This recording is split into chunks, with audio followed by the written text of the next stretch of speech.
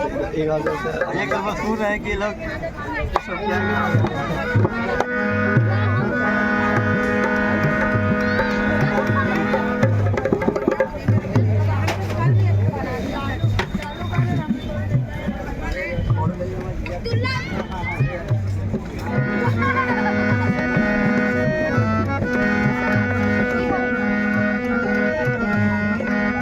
की बात था कि मन बना काटने के लिए मान गया गंगा माई के दरबार में। क्या एक मैगी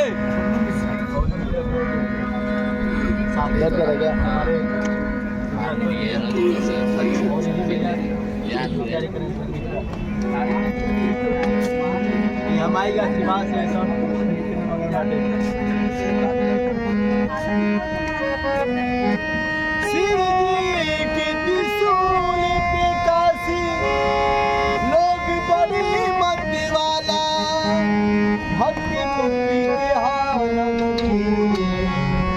बम बम सगरो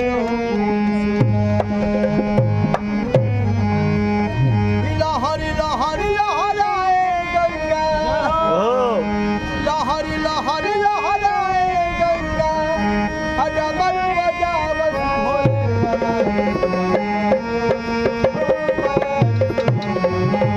बनारस बम बम बोले बनारस बम बम बोले लहर लहर लहराए गंगा लहर लहर लहराए गंगा अजमल बजावत भोले बनारस बम बम बोले बनारस बम बम बोले बनारस बम बम बोले बनारस बम बम बोले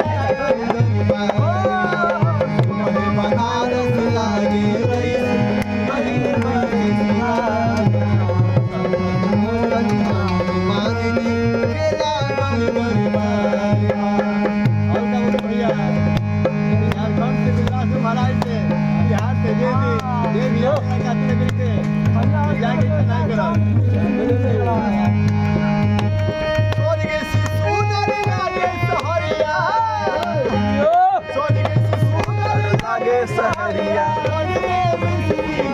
बनारस बम बम बोले बनारस बम बम बोले बनारस बम बम बोले बनारस बम बम बोले